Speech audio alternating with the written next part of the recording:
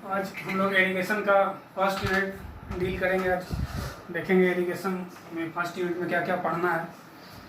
तो पिछले क्लास में जब हम लोग इंट्रोडक्शन का क्लास किए थे तो उसमें हम इरिगेशन के बारे में थोड़ा सा बताए थे और हाइड्रोलॉजी के बारे में भी थोड़ा सा हम डील किए थे।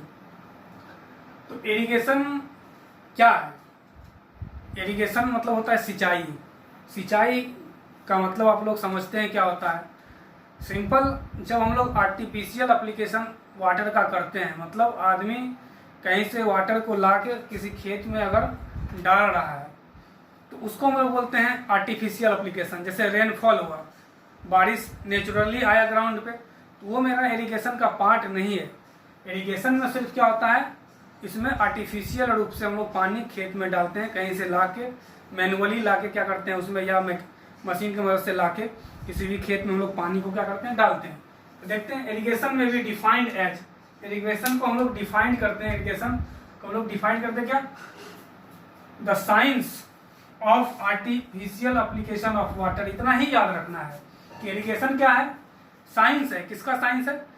वाटर के एप्लीकेशन का। तो वाटर को हम लोग कैसे अप्लाई करना है, आर्टिफिशियल रूप से, मतलब मेन के द्वारा या मशीन के द्वारा, मतलब नेचुरल कोई सोर्स, जैसे वाटर प्रेसिपिटेट हुआ मतलब रेनफॉल हुआ, उसको छोड़ के कोई भी मीन से अगर हम खेत में पानी को डाल रहे हैं आर्टिफिशियल रूप से, तो उसी को हम लोग बोलते हैं क्या चीज, इरिगेशन। इरिगेशन में ये ही इंपॉर्टेंट चीज है क्या, the science of artificial application of water. अगर आप इतना बोल देते हैं, कोई पूछता है कि व्हाट इज इरिगेशन, तो आप बोल दीजिए बस एक ही लाइन बोलिए, the science of artificial application of water. वो इरिगेशन का डिफिनीशन हो गया। टू द लैंड, कहाँ अप्लाई करते हैं हम लोग पानी को, जमीन में, in accordance with the crop requirement, मतलब जरूरत के अनुसार। अकॉर्डेंस मतलब क्या होता है, जरूरत के अनुसार। किसके जरूरत के अनुसार? फसल के जरूरत के अनुसार जो हम पानी किसी भी फील्ड में, किसी भी लैंड में time to time, crop period के दौरान, ये समझेंगे क्रॉप पीरियड क्या होता है, अभी समझ लीजिए कुछ है। क्रॉप पीरियड के दौरान जो टाइम टू टाइम हम लोग पानी अप्लाई कर रहे हैं आर्टिफिशियल रूप से किसी भी खेत में, उसी को हम लोग क्या बोलते हैं, इरिगेशन बोलते हैं। क्लियर है? मतलब इरिगेशन का मतलब ही होता है artificial application of water. Clear हो गया होगा। इसके बाद हम लोग पढ़ते हैं हाइड्रोलॉजी के बारे में। ये सब इंट्रोडक्शन चैप्टर है, इसमें थोड़ा सा डिफिनीशन ही आएगा सारा। उसके बाद हम लोग एक एक करके चैप्टर डील करेंगे। हाइड्रोलॉजी का मतलब क्या होता है, हाइड्रोलॉजी में क्या होता है, साइंस ऑफ वाटर। इसमें हम लोग क्या करते हैं, वाटर के साइंस के बारे में पढ़ते हैं। क्या पढ़ते हैं? हाइड्रो का मतलब ये होता है वाटर, और लॉजी मतलब क्या होता है, उसके बारे में पढ़ना। मतलब हाइड्रोलॉजी में हम लोग वाटर के बारे में पढ़ते हैं। इसको डिफाइन करते हैं पहले। Hydrology means the science of water, समझ गए। वाटर के साइंस को ही हम लोग क्या बोलते हैं, हाइड्रोलॉजी बोलते हैं। It is the science that deal with, ये क्या है, ये साइंस है जो कि डील करता है, जो कि बताता है। किसको बताता है? अकरेंस को बताता है, सर्कुलेशन को बताता है, और डिस्ट्रीब्यूशन को बताता है। ये तीन टर्म इंपॉर्टेंट है इसमें हाइड्रोलॉजी में। तो हाइड्रोलॉजी में कौन कौन सारा तीन टर्म इंपॉर्टेंट है? पहला अकरेंस, कि किस किस फॉर्म में वाटर हमारे जमीन पे, अर्थ सरफेस पे, या बिलो अर्थ सरफेस, या अर्थ सरफेस के एबव किस किस फॉर्म में वाटर है। आइस के फॉर्म में है, हम लोग जानते हैं हिमालय पे जो भी वाटर है वो आइस के फॉर्म में है। ओशियन में वाटर के फॉर्म में है। इन्वायरमेंट में बहुत सारा वाटर वेपर के फॉर्म में होता है। मतलब अकरेंस किस फॉर्म में अकर कर रहा है। सर्कुलेशन, वाटर का जो सर्कुलेशन होता है, मतलब पहले वाटर है, उससे वेपर बना, स्ट्रीम बना, वेपर बना, फिर क्लाउड बना, क्लाउड से फिर क्या हुआ, फिर वाटर आया, रेनफॉल होकर वाटर आया। तो सर्कुलेशन के बारे में पढ़ते हैं इसमें।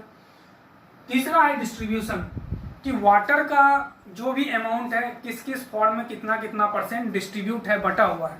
कितना परसेंट जमीन के अंदर पीने योग्य पानी है, कितना परसेंट ओशियन में है, कितना परसेंट आइस के फॉर्म में है, उसको बोलते हैं हम लोग डिस्ट्रीब्यूशन। यानी हाइड्रोलॉजी में तीन चीज पढ़ते हैं हम लोग, वाटर का अकरेंस के बारे में पढ़ते हैं, सर्कुलेशन के बारे में पढ़ते हैं, और डिस्ट्रीब्यूशन के बारे में पढ़ते हैं। ये तीन बातों को आप लोगों को याद रखना है और हाइड्रोलॉजी का डिफिनीशन में ये लिखना है। मतलब हाइड्रोलॉजी क्या है, साइंस ऑफ वाटर है, इसमें हम लोग वाटर का अकरेंस, डिस्ट्रीब्यूशन और सर्कुलेशन के बारे में क्या करते हैं, पढ़ते हैं। कहाँ पढ़ते हैं? Earth surface and earth atmosphere. अभी बताए, या तो सरफेस पे या सरफेस के बिलो हो या एटमॉस्फेयर में हो, वाटर किस किस फॉर्म में है, उसका डिस्ट्रीब्यूशन क्या है, ये 3 बात हम लोग हाइड्रोलॉजी में पढ़ते हैं। इसके बाद आता है advantage of irrigation.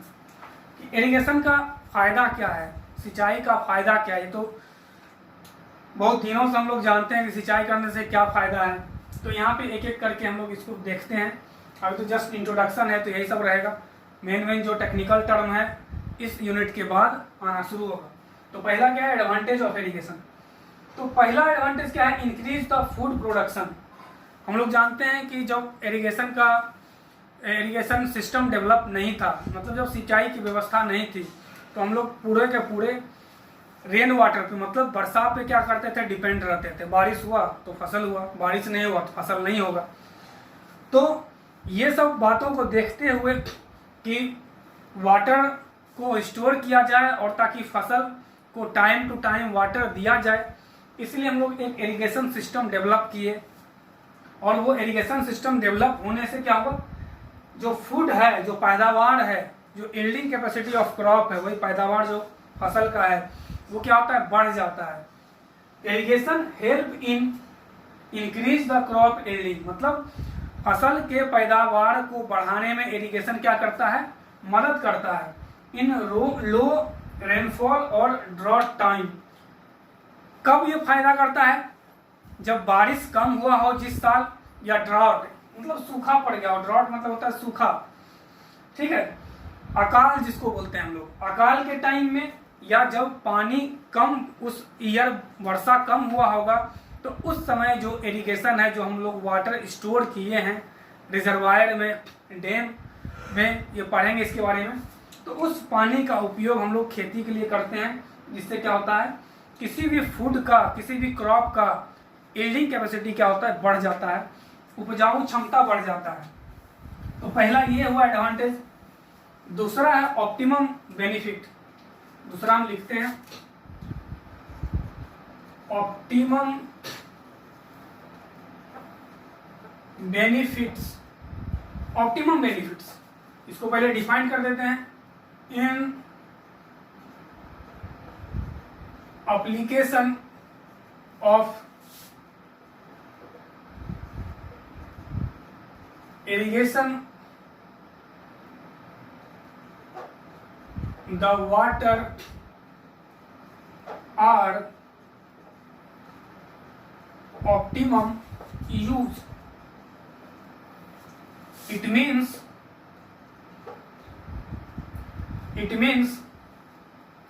that maximum crop yielding with required amount of water,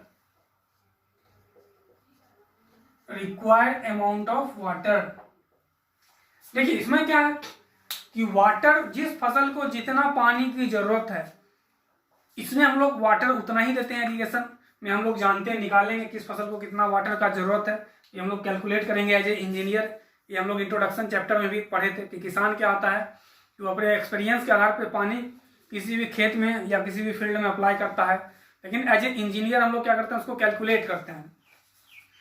तो कैलकुलेट करके ये निकालते हैं किस फसल को कितना पानी का जरूरत है, मतलब वाटर का सदुपयोग हुआ यहाँ पे। जितना हमको पानी चाहिए किसी भी फसल को, उतना ही पानी देते हैं, उससे ना कम देंगे ना ही ज्यादा देंगे। तो क्या हो, ऑप्टिमम बेनिफिट में in application of irrigation, irrigation के एप्लीकेशन के कारण the water are optimum use, मतलब वाटर का मैक्सिमम हम लोग यूज करते हैं। ऑप्टिमम वर्ड आप लोग समझ रहे होंगे, 4th सेमेस्टर में पढ़े थे। कहाँ पढ़े थे, कॉम्पैक्शन में पढ़े थे।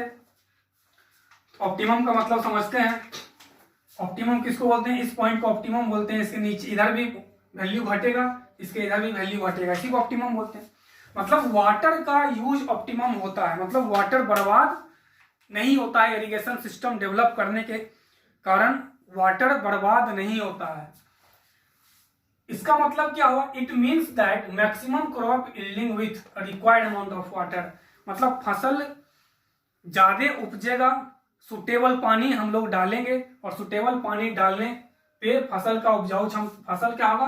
क्रॉप यील्डिंग बढ़ेगा। मतलब जितना पानी जिस फसल के लिए चाहिए हम इरिगेशन सिस्टम में उतना ही पानी देते हैं, ना उससे कम देते हैं ना ही ज्यादा देते हैं, और फसल जितना होना चाहिए ऑप्टिमम हमको फसल का यील्डिंग मिलता है। तो ये दूसरा पॉइंट हो गया। तीसरा जो मेरा है advantage, elimination of mixing crop. Eliminating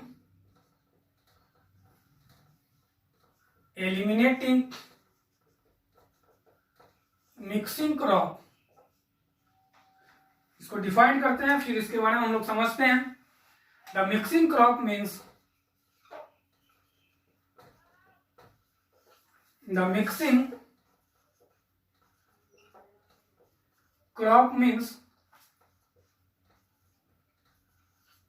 sowing of two or more crop together in the same field if weather conditions are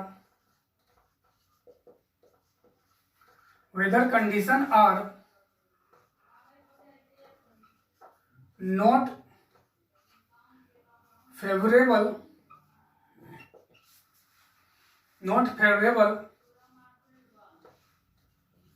for one crop, it may be suitable for other crop, but if irrigation is made available,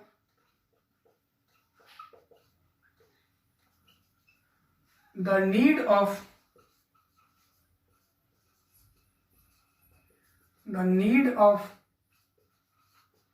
mixing crop is eliminated। अब इसमें देखते हैं। देखिए mixing crop का मतलब होता है दो या दो से अधिक फसल को एक साथ मिला के किसी भी फील्ड में किसी भी खेत में लगाना। तो पहले जब हमारे पास इरिगेशन सिस्टम डेवलप नहीं था तो किसान क्या क्या करता था कि दो या तीन फसल को मिक्स करके एक ही खेत में लगाता था, और वो दोनों फसल का नेचर कैसा होता था? एक का नेचर होता था, कुछ का नेचर होता था उसमें से कि अगर पानी ज्यादा हुआ तो वो फसल हो जाएगा, अगर उस साल पानी कम आया तो जो कम पानी वाला फसल है वो हो जाएगा। मतलब एक फसल को कम पानी चाहिए और एक फसल को ज्यादा पानी चाहिए। तो किसान जब उस समय तो जानता नहीं था कि बारिश कितना होगा इस साल, कोई भी नहीं जानता है, और इरिगेशन सिस्टम डेवलप भी नहीं था, तो क्या करता था किसान लोग दो फसल को मिला के, दो या दो से अधिक फसल को मिला के एक ही खेत में लगाता था, ताकि जिस अनुसार बारिश हो जाए, अगर ज्यादा बारिश होगा तो ज्यादा पानी वाला, जैसे धान है, धान को ज्यादा पानी चाहिए, व्हीट गेहूं है उसको कम पानी चाहिए, तो जितना पानी आया अगर ज्यादा बारिश हुआ तो ज्यादा फसल, मतलब ज्यादा बारिश वाला फसल हो जाएगा, कम बारिश हुआ तो जिस क्रॉप को कम पानी चाहिए वो हो जाएगा और ज्यादा पानी वाले क्रॉप मर जाएगा। तो इस तरह से क्या करता था किसान लोग मिक्स करके बोता था, वही लिखे the mixing crop means sowing the two और more crop together in the same field. मतलब एक ही फील्ड में दो या दो से अधिक क्रॉप को हम लोग क्या करते थे, मिक्स करके एक ही फील्ड में लगाते थे। क्यों लगाते थे? If weather condition are not favourable for one crop, अगर एक क्रॉप के लिए वेदर कंडीशन, मौसम अगर एक फसल के लिए सुटेबल नहीं है, अदर वन क्रॉप इट में be suitable for other crop, तो दूसरे क्रॉप के लिए क्या हो जाएगा, सुटेबल हो जाएगा। इसलिए उस समय किसान क्या करता था, मिक्स करके एक या दो से अधिक फसल को एक साथ लगाता था।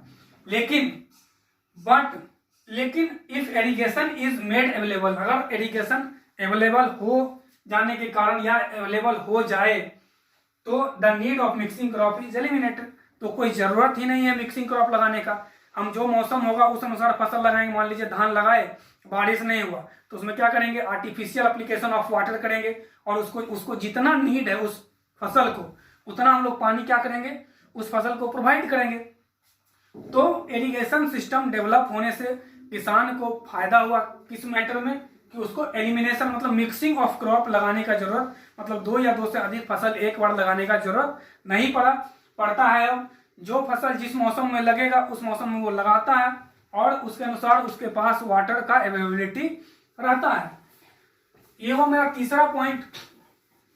चौथा है सोर्स ऑफ रिवेन्यू। चौथा जो हम लोग पढ़ेंगे इसका advantage, source of revenue.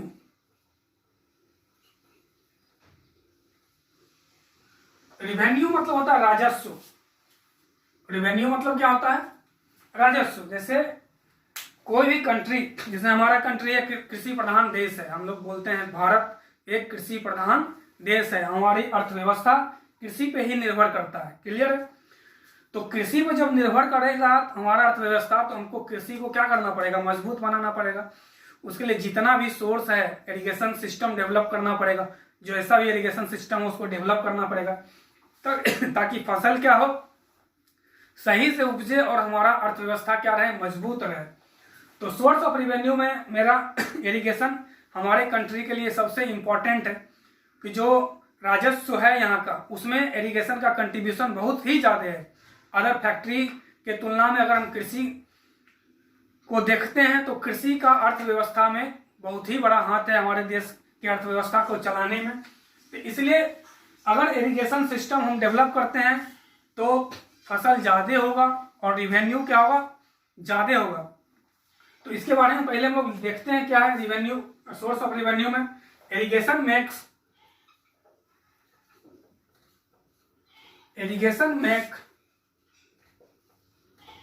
makes it possible to grow cash crop which give good return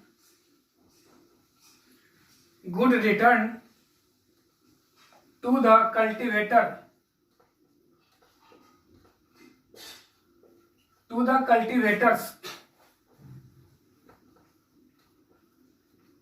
than the ordinary crop.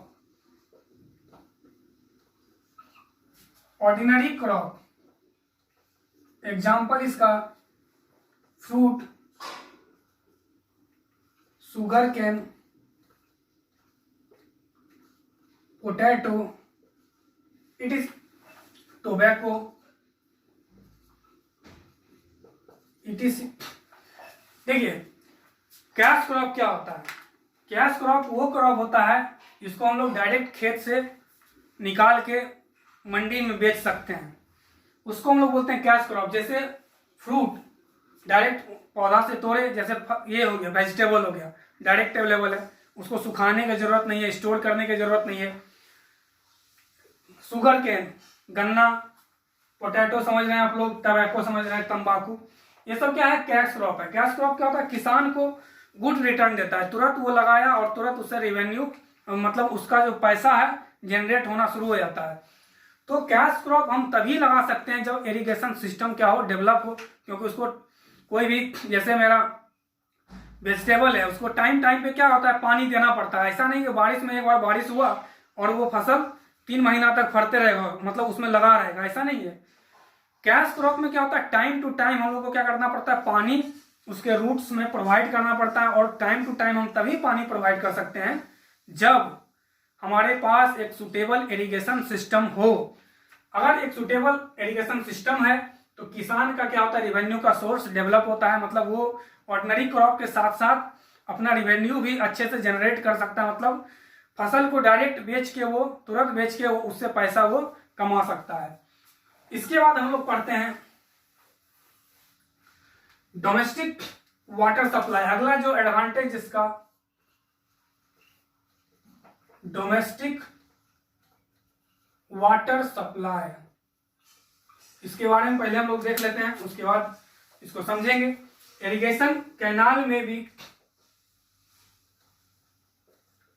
Irrigation canal में भी, कैनाल के बारे में समझेंगे आगे।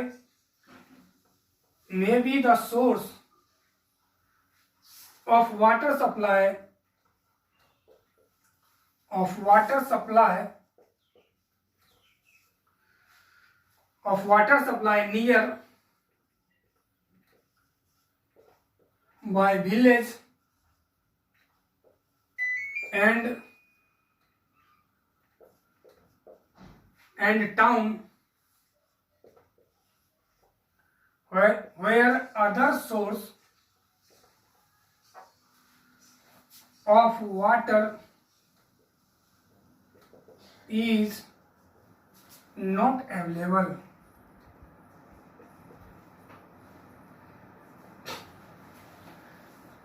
हम लोग जानते हैं कि जितना भी शहर है, बड़ा बड़ा शहर सारा नदी के घाटे, नदी के किनारे बसा हुआ है। और जो भी हम लोग प्राचीन टाइम से पढ़ते आ रहे हैं, सिंधु घाटी सभ्यता, मतलब जो भी घाटी सभ्यता है, सारा सभ्यता कहाँ डेवलप हुआ? नदी के किनारे। उसका डेवलप करने का क्या रीज़न है?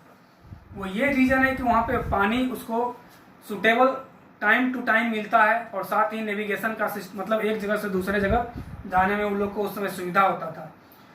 तो जनरली जो भी शहर है, बड़ा बड़ा शहर, वहाँ पानी का सप्लाई हम लोग नदी से ही करते हैं, या नदी से नहीं तो क्या करते हैं, कैनाल से कहीं दूर से लाते हैं पानी, और उसको हम लोग क्या करते हैं, पानी सप्लाई करते हैं टाइम टू टाइम घर पे।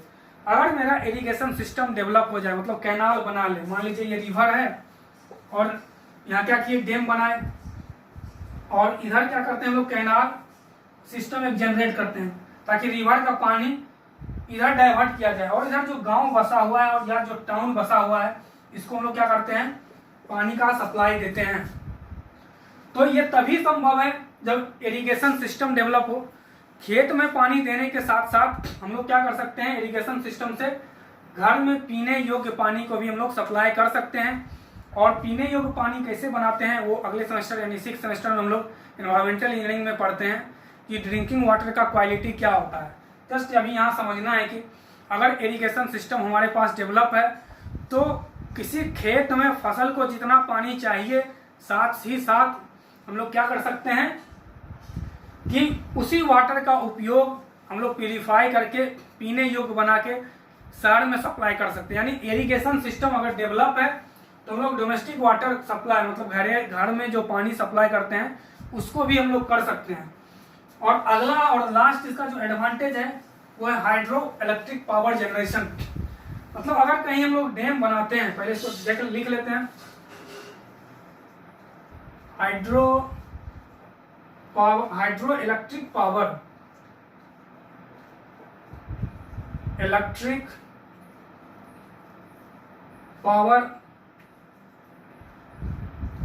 generation, hydroelectric power generation in some river valley project reservoir are formed by construction high dam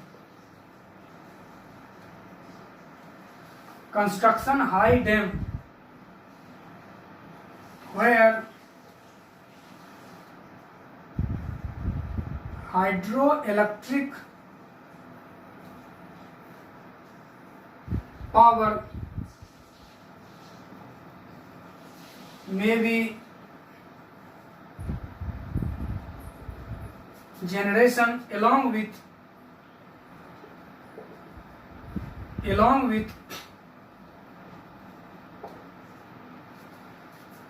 irrigation system